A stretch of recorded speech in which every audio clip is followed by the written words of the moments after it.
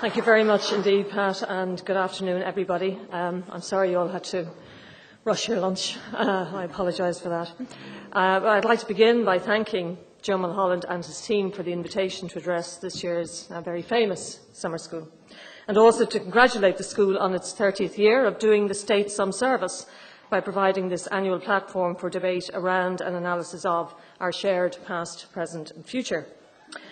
I have to confess that I did find it rather hard to gather my thoughts around the notion of the Republic I want to see, if only because I suspect a creeping sense of analysis fatigue among the general populace, although clearly not among the people who are here this afternoon.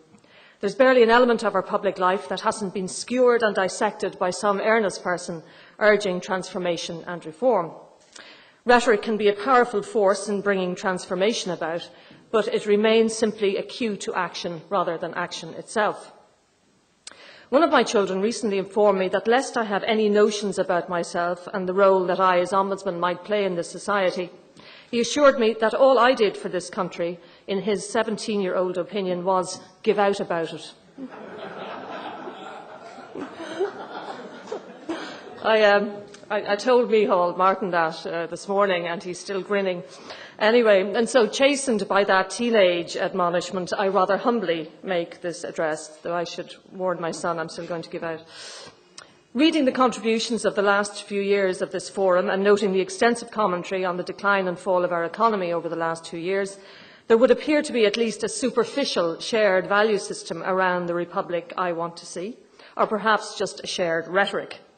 We want, apparently, greater social equality, greater political and administrative accountability, less centralised control, an Oireachtas that is taken and takes itself seriously, a health service that treats people because they're sick and not just because they've got more money than other sick people, an education system that front-loads services for the very young disadvantaged, a prison system that does not further brutalise and dehumanise its prisoners, mental health provision with individual human dignity at its core. And that's all very well. Most of us could find broad agreement around those issues. Indeed, there's hardly a politician or head of a public body that hasn't espoused one or all of them. And if those outcomes don't happened, whether in the boom years or now, as the downturn has us by the throat, we really do need to examine why. And I would suggest that the key to unlocking the secret of this national failure is not to talk about the Republic I want to see, but perhaps rather the Republicans I want to see. Because on a small island with a small, largely homogenous population, free elections, unrivalled access to our public representatives, all of which was discussed earlier today, we have to assume that the institutions, and more importantly the institutional behaviours that have developed since our independence, have come about because we have willed them into being. The old enemy has long since departed this Republic. And while we still cling to the coattails of repression on occasions as a catch-all excuse for everything that ails us, we, the people, are in charge of our own destiny and have been now for a very long time. Last year, in the wake of the publication of the Ryan Report on institutional abuse of children, I said, "It is strange at times to observe some of the reactions to the report, as though this new liberal, compassionate, progressive generation of the 21st century were alien observers of a new and horrible land. Some appear like shocked US soldiers stumbling into Belsen at the end of World War II. How could this have happened, they wondered. What monsters did this?" The horrible truth, of course, is that there was no other. The monsters lived among us. Some of the monsters were ourselves. No one invaded us and performed those execrable acts on our children. We did it all on our own. If things were hidden, they were hidden in clear sight. The crocodile lines of boys and girls that streamed out of the institutions, the certain knowledge that corporal punishment, at the very least, was practised therein, the incarcerated Magdalens and their Madonna blues and whites who walked the open streets of towns and villages in church processions. Judges knew, lawyers knew, teachers knew, civil servants knew, childcare workers knew, Gardaí knew, the ISPCC knew. Not to know was not an option, I concluded. Last week in the Irish Times, journalist Michael Viney recalled how he had written about these institutions, the Borstals and reformatories, in a series in 1966. Nobody who read it at that time could have been left in any doubt about the horrors that lay within those places. Young boys spoke of beatings and rotten food, of starvation rations, and most of all, of the cold that paralysed small hands and feet. Viney remembers a single letter in the Irish Times in response.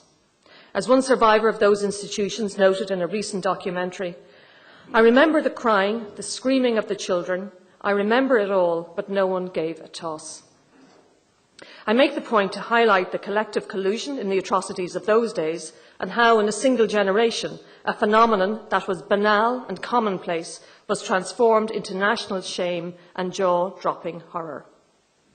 This downturn has highlighted a more up-to-date version of our capacity for denial and perverse groupthink.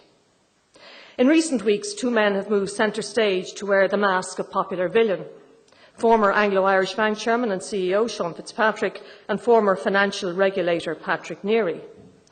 But neither man acted or failed to act alone. If it takes a village to raise a child, it certainly takes a political and administrative system madly in thrall to a lunatic economic fantasy, not just to produce men who behave like Fitzpatrick and Neary, but also to allow them to thrive.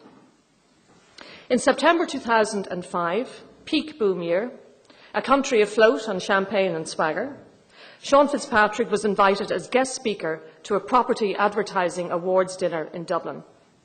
Great was the anticipation of Mr. Fitzpatrick's address. One newspaper noted, with obvious approval, "Sean Fitzpatrick, reputed to know every development site in the country, has been a loyal supporter of the property industry down through the years, but particularly when other banks shied away from loaning to the men in hard hats. Developers will be anxious to hear his views on the property industry and the likely prospects for the future." In the event, Fitzpatrick went down a bomb with a 400-strong crowd, wowing them with an evisceration of the evils of over-regulation, excoriating RTE for giving a soapbox to Eddie Hobbs and his rip-off Republic series, lamenting the agendas of those who would seek to further tie the hands of buccaneers such as himself and his property developer and banker pals. Why would they want to do this? Sean pleaded. What has been done here over the past decade that demands such a reaction? Where is the lineup of failed companies with shareholders who've been ripped off and left bemoaning the lack of due care and attention by feckless directors? That was 2005. 2 weeks ago, as bankruptcy loomed for Mr. Fitzpatrick, and we edged ever closer to the real truth of the cost of bailing out his failed bank, a clip of Sean repeating those views on radio was replayed. Clearly, we were all meant to nod ruefully at Fitzpatrick's 2005 remarks and note the irony. Yet when he made them first on that November night, as he and his dining colleagues wallowed in the fruits of the reckless decisions that have crippled this country, the headline on the following day's paper was, "Challenging and thoughtful, what makes a winner?" Clearly, the details of what Sean Fitzpatrick and his pals were doing behind the scenes could not have been known to at least most of the people in that room, never mind the wider public. But it is instructive nonetheless to glance across the headlines on the Sean Fitzpatrick story in the boom years and ask oneself, as so many people have already asked us here over the last couple of days, why did so few people scream that this really was too good to be true? A random sample. Anglo shares surge as profits rise by 28%. Anglo-Irish directors make €9.1 million. Fitzpatrick, a hard act to follow. Fitzpatrick to leave on a high as Anglo surge continues. Or when he sneered at those who would come in and want to pore over every figure in a potential transaction. "The last thing I wanted," he said in an interview, "was a grey-headed customer coming in with a notepad and pencil and asking how much we would charge to do such and such. We only wanted to play at the sexy end of the market." Other bankers would mutter about us. Of course, Anglo take a lot of risk. "I never saw us," said Sean Fitzpatrick, "taking a big risk at all." The delusion was widespread. Google a random 2 years of the boom and observe what is thrown up. House prices up 270%, a headline from 2006. SSIAs to assist in soft landing, headline from the same year. Irish banks well placed for long-time returns, ditto. Of course, there were other voices, but by and large they were drowned out, and they were drowned out because too many of us were swept up in a collective narrative around our wealth, our entrepreneurial genius, the self-satisfied and satisfying glow that spread across the globe. We were in love with that fairy tale about ourselves, and the bad fairies were very quickly shown the door, even if David McWilliams resolutely refused to leave. When the central bank and other international agencies warned against the potential of the bubble to cause financial havoc, uber-confident economists attached to some of the most prestigious firms in the state trotted out to say that, well, if the housing market went soft, state infrastructural projects would take up the slack. How the state was going to afford the projects if the revenues generated precisely by the property boom were to collapse was never addressed. No cloud was allowed to blot out that boom time sun. We were living out 21st century tulip mania, reprising the 17th century hyperinflated Dutch market in tulip bulbs. Charles Mackay, in his 1841 book, Extraordinary Popular Delusions and the Madness of Crowds, wrote, "At last, however, the more prudent began to see that this folly could not last forever. It was seen that somebody must lose fearfully in the end. As this conviction spread, prices fell and never rose again. Confidence was destroyed and a universal panic seized upon the dealers. A had agreed to purchase 10 Semper Augustines, a type of tulip bulb, from B at 4,000 florins each at 6 weeks after the signing of the contract. B was ready with the flowers at the appointed time, but the price had fallen to 300 or 400 florins, and A refused either to pay the difference or receive the tulips. Defaulters were announced day after day in all the towns of Holland. Hundreds who, a few months previously, had begun to doubt that there was such a thing as poverty in the land, suddenly found themselves the possessors of a few bulbs which nobody would buy, even though they offered them at 1/4 of the sums they had paid for them. Many who, for a brief season, had emerged from the humbler walks of life were cast back into their original obscurity. Substantial merchants were reduced almost to beggary, and many a representative of a noble line saw the fortunes of his house ruined beyond redemption." I hardly need to point out the analogy, but as we sit in this lovely part of our country and enjoy this week, we should know that the horrible human cost of what we have gone through isn't just about the loss of material wealth.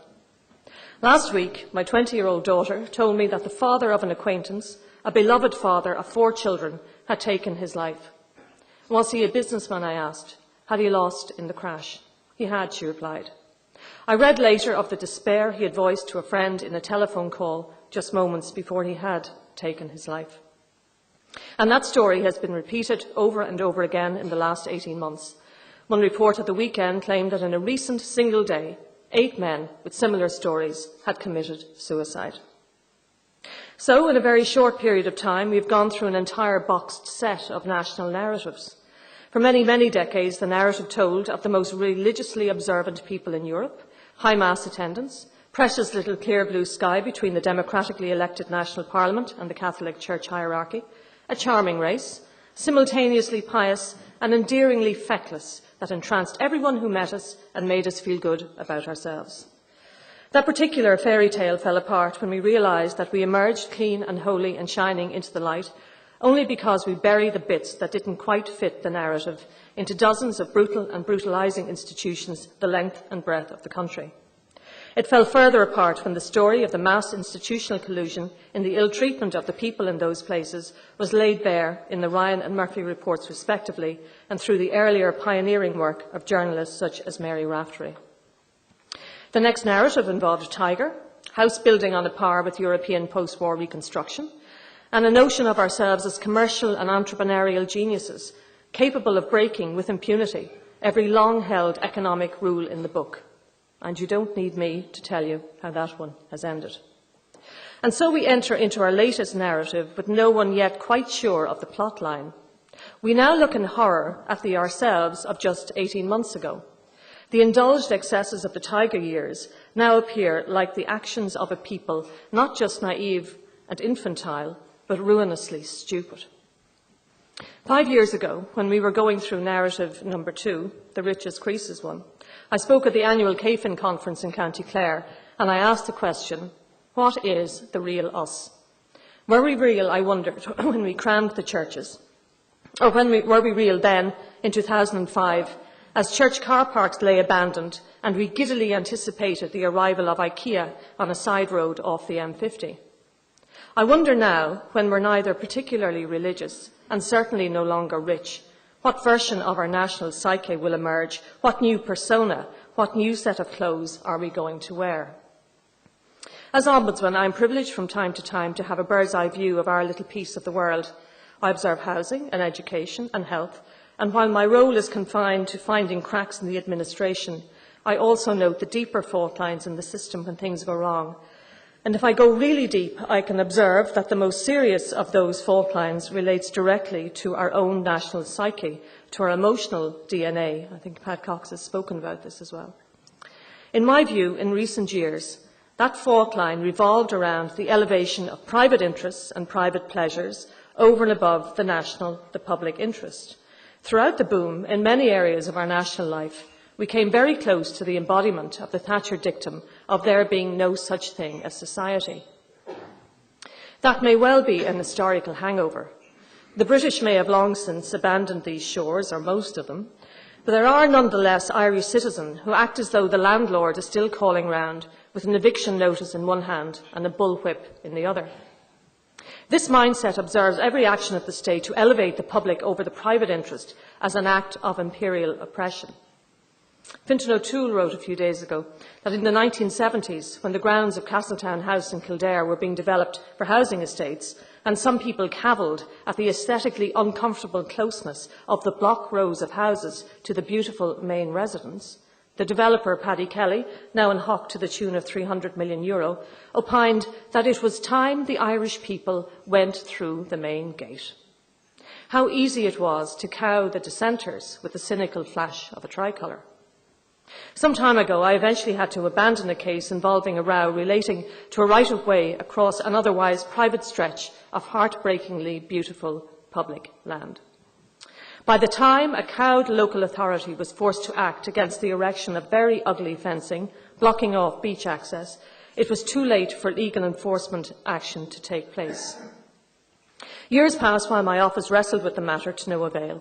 In effect, the local authority refused to act for fear of the wrath this might incur in the local community, where the man's neighbours and others appeared determined to defend his right to the land, to his private property, irrespective of the damage caused to the wider public interest. The legal advice afforded to the council spoke of the emotive nature of land ownership in that county, of the land leak, of Parnell and Captain Boycott. The fact that whatever action the authority might have taken would have been sanctioned by the sovereign parliament of an independent sovereign republic was apparently irrelevant. It sometimes seems to me that whenever the constitutional right to private property is invoked, that bit in Bunnock na hÉireann about it having to be in accordance with the public interest falls off the page. The desecration of large parts of the countryside throughout the boom years, as isolated fields and boreens became built on development land, can, in my view, also be traced to this national desire to hang on to and to exploit private ownership for dear life. Once the ingredients for a turbocharged development were in place, from tax breaks to low interest rates to a very blokey testosterone-charged face-off between the banks for pole position, the land and money grab was on. How difficult it would have been for any government, once that genie had been unleashed, let alone any vulnerable county councillor, to cry halt to the sovereign right of the sovereign people to make as much money out of the land as possible, irrespective of the lunacy of an almost inevitable oversupply, not to mention the architectural ugliness and unsuitability of much of what was built, the infamous ghost estates that now await either NAMA or the bulldozer. So again, what is our latest narrative going to look like, with now the national coffers as well as the churches largely empty? What new notion of ourselves can we spin? Ever since the downturn, there's been a rash of calls, mainly from political leaders, for the need to exhibit patriotism, to put our collective public interest before private interest, to show solidarity with each other. No one can argue with that, and indeed a great deal of national solidarity has been demonstrated, with people willing to take large pay cuts and reduce their standard of living in order to help to fix the economic crisis. But if we are to follow that through and use that call to transform our public services in a way that truly serves the collective interest, we need more than the stoic acceptance of a cut in take-home pay. Because it takes a while to do a 180-degree turn from a culture that as recently as 18 months ago considered precisely the private interest as a cardinal virtue. The elevation of the market economy to demonstrably dangerous levels, the Olympian pursuit of profit through rampant reckless development, the subsuming of the public interest vis-à-vis planning and other matters to allow that rampant development to continue at any cost, was the model we were conditioned to accept. A generation has effectively been wet-nursed in greed and self-interest, and it will take great commitment and public leadership to turn that around, if indeed it is the intention that it be turned around. We've always fancied ourselves as people with a great community sense, a community that looks out for each other and cares for each other, and that is very true in very many instances, whether as witnessed by the fabulous work of the GAA in binding communities together, the communal outbreak of grief and solidarity following the tragic deaths of 8 men in this very county last week, and many other such examples where the community reaches out to protect and to support.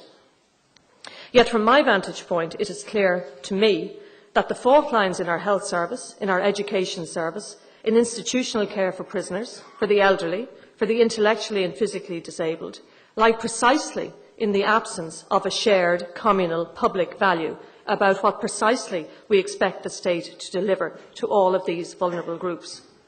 And let me be clear about what I mean about public values. I mean that part of our shared lives that we will attempt to protect and defend, irrespective of what the market is doing at any particular time. That part of our shared lives that we value as a community and not as a set of individual economic units. Let me take one example, long-term care for the elderly, nursing homes, always a controversial issue. I will shortly publish an investigation report into the operation of this sector by the Department of Health and the HSE over the last number of years. It will tell of a largely chaotic ad hoc system in which many people were not alone confused about their rights and entitlements, but also suffered years of stress and crippling expense because of the deliberate failure of the system to clarify their rights to public care, let alone provide it for them.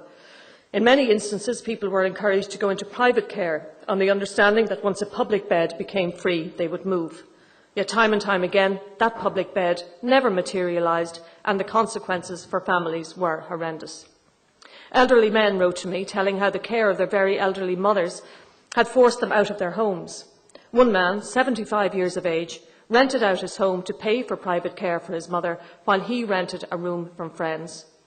Women spoke of the stress of coping with their own children as well as with an elderly parent, scraping together hundreds, sometimes thousands of euro every week to meet exorbitant private nursing home fees.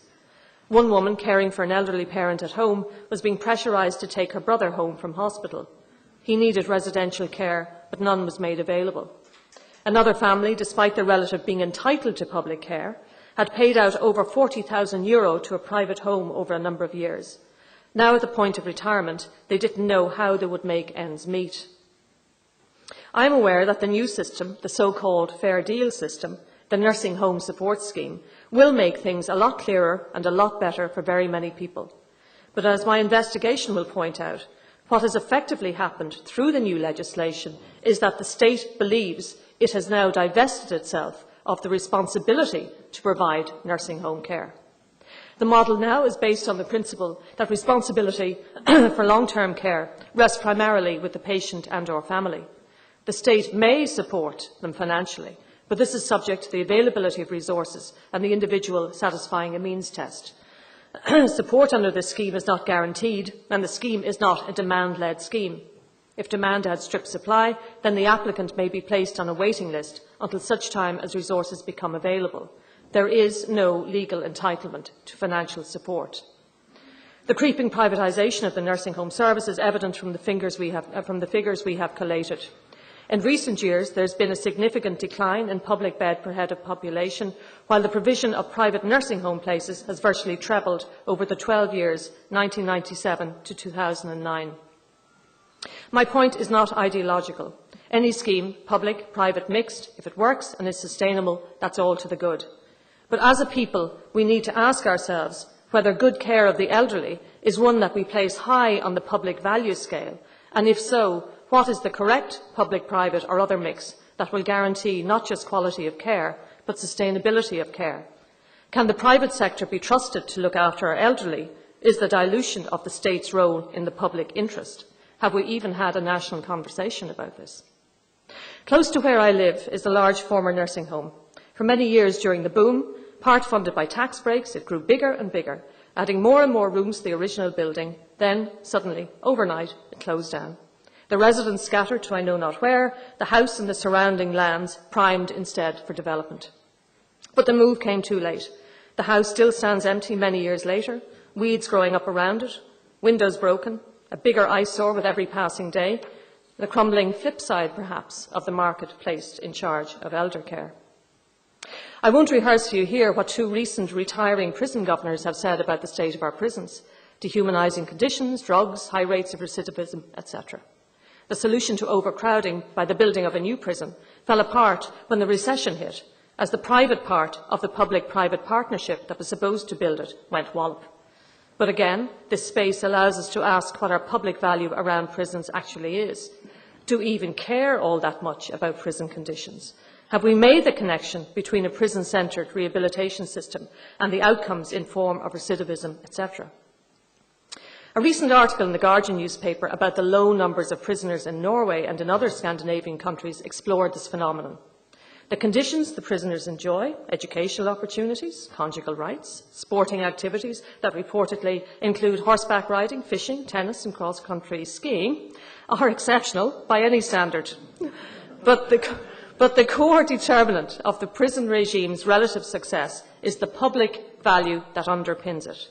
The Norwegians can see no point in punishing someone if all it achieves is to wreak further havoc on the people the moment the prisoner gets out.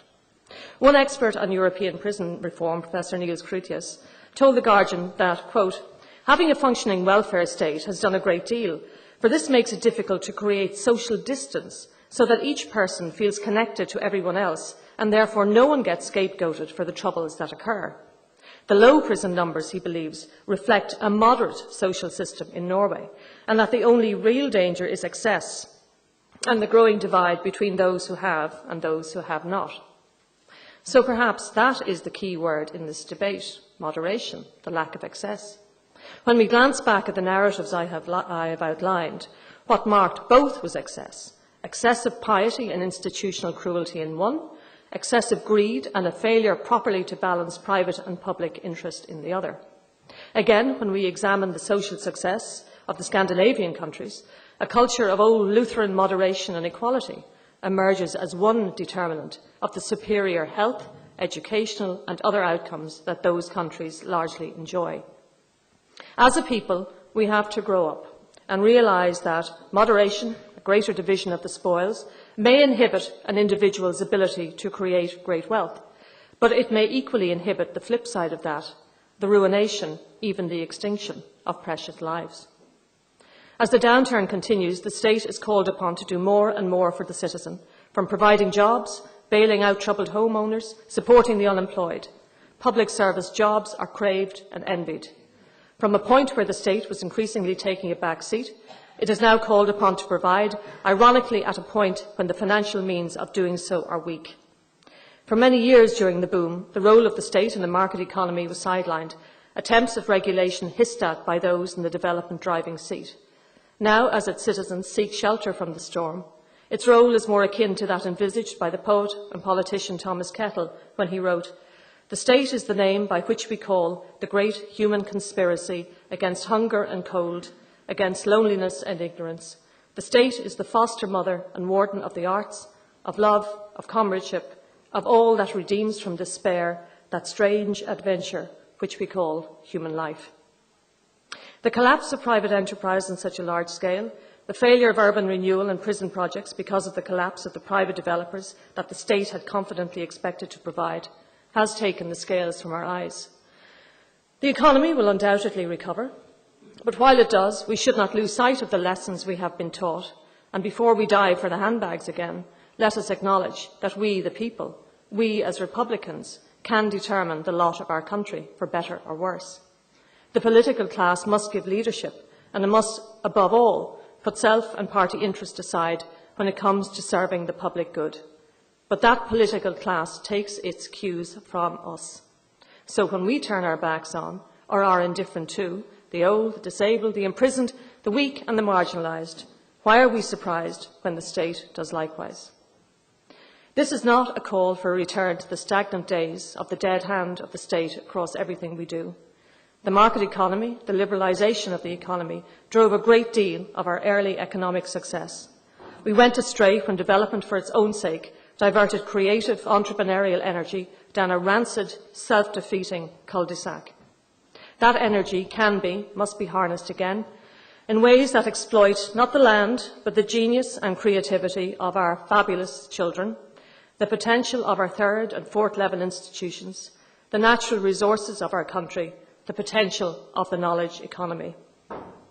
Pat Cox again pointed out last night, just 2% of our schools currently have access to high-speed broadband, a shocking statistic in a country that prattles on about said knowledge economy. The figure compares with over 95% in Scandinavian countries. On contrast, our overall broadband distribution with Finland, where at the beginning of this month established a legal right to broadband connectivity to every single household. One might ask how a country like ours that plays host to global cutting-edge IT companies such as Google and Microsoft allows its children to abandon their 21st century technology in the form of mobiles and iPhones and Nintendo DSs at the school door and move inside to attempt to boot up virtually obsolete computers. We need to throw out the rule book, to loosen the stays of our education system, and to allow it to become our engine for growth, to develop pioneering ways of learning and innovation, and to sell that across the globe. If we are no longer saints, let us at least again be pioneering scholars. My vision of a new republic is not one of frugality and a return to cheery, stoic subsistence, but rather the creation of a wealthy society that uses its collective intelligence to impose itself on the world, and in so doing, improve the lot, not just of everyone in this country, but exercises its moral obligation to do some good on the global stage as well. All of this, the protection of core public values, the transformation of the pretense of a good educational system into a lived reality, must be nurtured and cued by an administration that refuses to bow to narrow, self-serving sectoral interests and raises its game instead to acknowledge and to embrace all of the people, to acknowledge the kind of republic that really is, as translated in all of its purity, a public affair. Thank you.